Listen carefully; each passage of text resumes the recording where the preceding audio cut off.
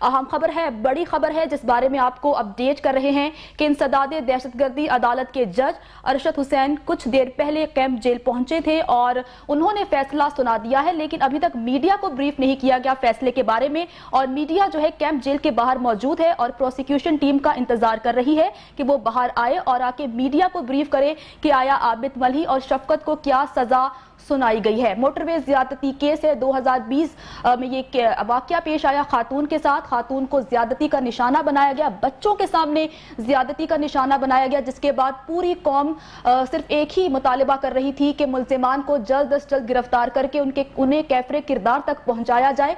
जिसके बाद जो पुलिस है, जो पंजाब हुकूमत है, काफी मुतहरिक रही और दोनों मुल्जिमान को गिरफ्तार किया। एक मुल्जिम का नाम आबिद मल्ही है, दूसरा का नाम शफकत है और दोनों की गिरफ्तारी अमल में लाई गई। शफकत ने गिरफ्तारी के बाद ही एतराफे जुर्म कर लिया था, जिसके बाद तफ्तीश जारी थी और अदालत में यह केस जारी था और अब फैसला सुना दिया गया है। प्रोसिक्यूशन टीम कुछ देर के बाद बाहर आएगी और फैसले के हवाले से ब्रीफ करेगी। इंसदाद दहशतगर्दी अदालत के जज अरशद हुसैन कैंप जेल कुछ देर पहले पहुंचे थे और अब उन्होंने फैसला सुना दिया है। प्रोसिक्यूशन की टीम बाहर आके मीडिया को ब्रीफ करेगी फैसले के हवाले से कि आया अदालत ने क्या फैसला सुनाया है। आबिद मल्ही और शफकत की मौजूदगी में फैसला सुना दिया गया है। कुछ देर के बाद मालूम होगा जब प्रोसिक्यूशन टीम मीडिया को ब्रीफ करेगी कि आया क्या फैसला सुनाया है, क्या सजाएं मुल्जिम शफकत और आबिद को दी गई हैं, ये तो कुछ देर बाद ही मालूम होगा। लेकिन अगर आपको इस वाक़े के हवाले से डिटेल बताएं तो 2020 सितंबर के महीने में ये वाक़या पेश आया था। एक खातून को ज्यादती का निशाना बनाया था, बच्चों के सामने ज्यादती का निशाना बनाया था, जिसके बाद पूरी कौम एक ही मुतालिबा कर रही थी कि इन्हें कैफरे किरदार तक पहुंचाया जाए। आबिद मल्ही को फैसलाबाद से गिरफ्तार किया, जबकि जो उनके साथी थे शफकत, उन्हें एक नवाही गाँव है दीपालपुर का, वहां से गिरफ्तार किया। जिसके बाद शफकत ने गिरफ्तारी के बाद ही एतराफे जुर्म कर लिया और कहा कि हम वहां पर डकैती की नीयत से गए थे, लेकिन जब हमने देखा कि खातून अकेली है तो हमने उसे ज्यादती का निशाना बनाया और धमकी दी खातून को कि बच्चों को मार देंगे, जिसकी वजह से खातून गाड़ी से निकली और फिर हमने उस खातून को ज्यादती का निशाना बनाया। इस वाक़े के बाद पूरी कौम जो थी वो गमगीन थी, दुखी थी। बड़ी खबर आपको दे रहे हैं कि मुल्जिम शफकत और आबिद मल्ही को सजाए मौत सुना दी गई है। अहम फैसला है, बड़ा फैसला है, जिसके बारे में आपको अपडेट कर रहे हैं कि आबिद मल्ही और मुल्जिम शफकत को अदालत ने सजाए मौत सुना दी है। ये वही मुल्जिम हैं, ये वही लोग हैं जिन्होंने खातून को ज्यादती का निशाना बनाया और अब अदालत ने बड़े केस का बड़ा फैसला सुनाते हुए आबिद मल्ही और शफकत को सजाए मौत सुना दी है। जज अरशद हुसैन भुट्टा कुछ देर पहले कैंप जेल पहुंचे और उन्होंने फैसला सुना दिया और अब फैसला मीडिया पर आ चुका है। दोनों मुल्जिमान को सजाए मौत सुना दी गई है। मुल्जिम शफकत बग्गा और आबिद मल्ही को सजाए मौत सुना दी गई है। मोटरवे ज्यादती केस का बड़ा फैसला है वो जो सुना दिया गया है। मुल्जिम आबिद मल्ही और शरीक मुल्जिम शफकत की मौजूदगी में फैसला सुनाया गया है और अदालत ने दोनों को सजाए मौत का हुक्म दे दिया है कि दोनों को सजाए मौत दी जाए। इंसदाद दहशतगर्दी के ये जज हैं अरशद हुसैन, जो कि कैंप जेल पहुंचे थे और उन्होंने बड़ा फैसला सुना दिया है और फैसला ये है कि दोनों को सजाए मौत दी जाएगी। आबिद मल्ही और शफकत बग्गा ये दोनों वो मुल्जिमान हैं जिन्हें सजाए मौत का हुक्म दे दिया गया है, इन्हें सजाए मौत की सजा सुना दी गई है। अरशद हुसैन भुट्टा ने ये सजा सुनाई है। कुछ देर पहले वो कैंप जेल पहुंचे थे, जिसके बाद उन्होंने फैसला सुनाना शुरू कर दिया था और अब फैसला मीडिया तक पहुंच गया है और फैसला ये है कि दोनों को सजाए मौत दी जाएगी। मोटरवे खातून ज्यादती केस का बड़ा फैसला सुना दिया गया है। जज अरशद हुसैन भुट्टा ने यह फैसला सुनाया है। वो कैंप जेल पहुंचे और उन्होंने ये फैसला सुनाते हुए दोनों को सजाए मौत दे दी है। सीनियर एंकर पर्सन नजम वली खान साहब हमारे साथ मौजूद हैं, उनसे बात कर लेते हैं। नजम साहब, बहुत शुक्रिया वक्त देने के लिए। सर, मुल्जिम आबिद मल्ही और शफकत अली को सजाए मौत सुना दी गई है, क्या कहेंगे आप? जी, आबिद और शफकत को सजाए मौत का फैसला यकीनी तौर पर बहुत सारे हलकों को मुतमईन करेगा, जो चाहते थे कि यहाँ पर कानून की हुक्मरानी हो, तहफ़्फ़ुज़ हो, सिक्योरिटी हो और अगर एक आम औरत भी किसी तन्हा मुकाम पर सफ़र कर रही है और वो अकेली है तो उसको इस किस्म के लोगों से बचाया जा सके। ये फैसला यकीनी तौर पे तहफ़्फ़ुज़ भी देगा और बहुत हमारे समाजी हलकों का ये मुतालबा भी था, लेकिन इसके दूसरे कुछ कानूनी पहलू यकीनी तौर पे देखे जाएंगे।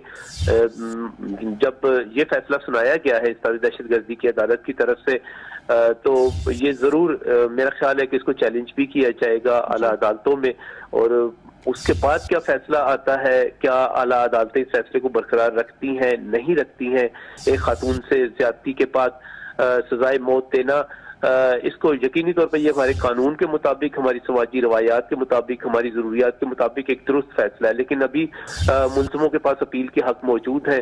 वो मुजरिम जब अपील करेंगे उसके बाद जो फैसला आएगा उसके बाद हम हतमी तौर पे कह सकेंगे। लेकिन मैं बतौर पाकिस्तान के शहरी के, एक सहाफ़ी के और एक सोशल एक्टिविस्ट के, मैं ये कहूँगा कि इस किस्म के बड़े फैसले आने जरूरी हैं, ताकि ये जो एक जराइम की सोचे समझे जराइम जो है, उनकी जो एक ऑर्गेनाइज्ड क्राइम जो है उसकी जो लहर चल पड़ी है उसको रोका जा सके, लोगों में एहसास तहफ़्फ़ुज़ पैदा किया जा सके और लोगों को ये एहसास हो कि अगर वो इस किस्म का कोई काम करेंगे तो उनके खिलाफ बड़े से बड़ा फैसला आ सकता है। रियासत और कानून अपनी इंतहाई राह ले सकते हैं और उनकी जिंदगी के खिलाफ भी फैसला आ सकता है। तो मैं समझता हूँ कि समाजी हलकों की तरफ से इस फैसले का खैर मकदम किया जाएगा। आबद मलिक ने और शफकत ने जो जुर्म किया था उसने एक थरथरली पैदा कर दी थी, उसने तो मेरा ख्याल है कि अमूमी तौर पर इस फैसले को वेलकम किया जाएगा। ठीक है नजम साहब, 20 सितंबर 2020 को ये वाकया पेश आया और आज फैसला सुना दिया गया है, तो आपको क्या लगता है अदालत ने ज्यादा वक्त नहीं लिया फैसला सुनाने में, जल्द इंसाफ मिल गया? ये एक मुनासिब वक्त है। मैं समझता हूँ कि जब हम बात करते हैं मार्च के महीने की, तो ये 6-7 माह बनते हैं सितंबर से लेकर अब तक। तो इतने अरसे में मुजरमों को हक दिया गया कि वो अपना डिफेंस कर सके, वो अपना दिफा कर सके, उनके पास कोई दलाइल हो तो वो सामने ला सके।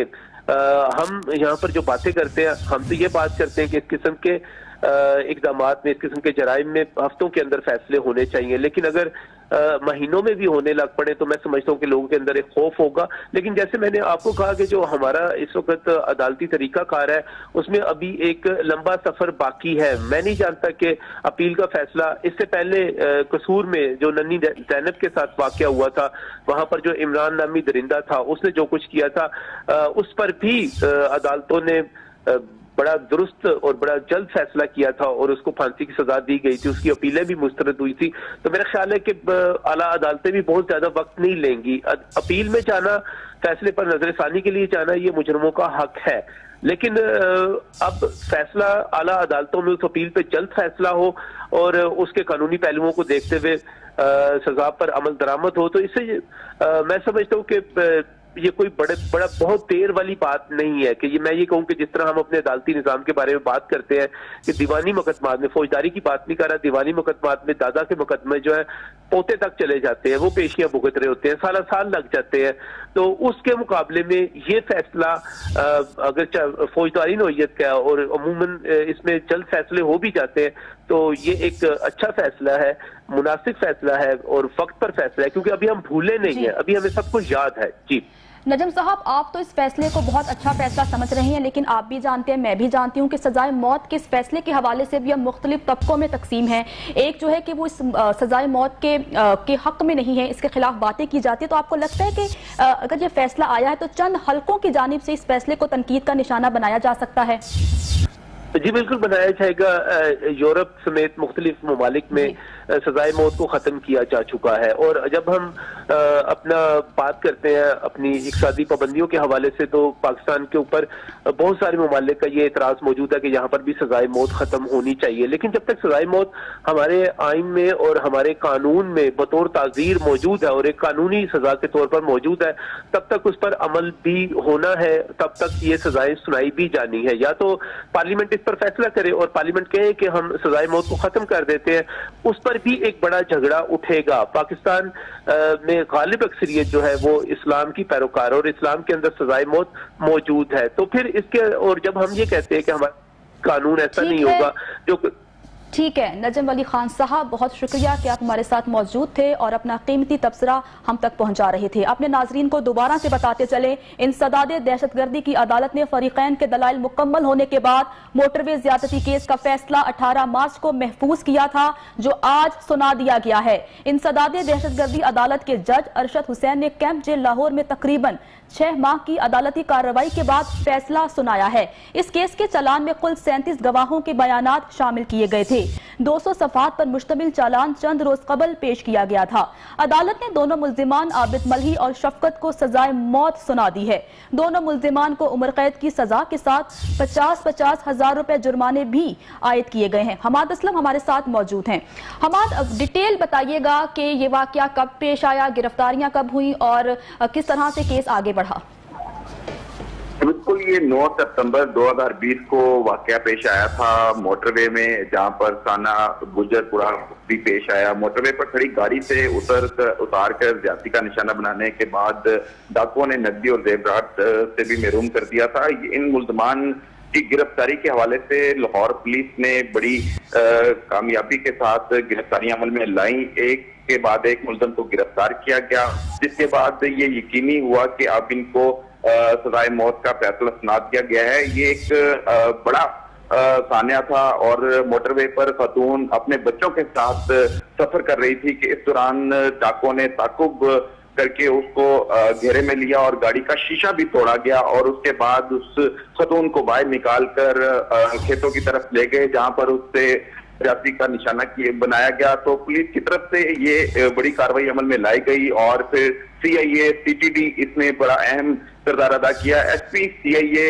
आसिम इफ्तिखार की में ये टीम तश्कील दी गई थी, जिन्होंने ये मेहनत की और फिर एक मुल्जिम को शेखपुरा के इलाके से गिरफ्तार किया गया, जबकि दूसरे को एक लाहौर के दूसरे इलाके से गिरफ्तार किया गया। ये 2 मुल्जमान गिरफ्तार किए गए। हमारे साथ रहिएगा, हमें ज्वाइन किया है नुमाइंदा लाहौर रंग जैनुल आबदीन से। जी जैन, बताइएगा कि डिटेल फैसला क्या है।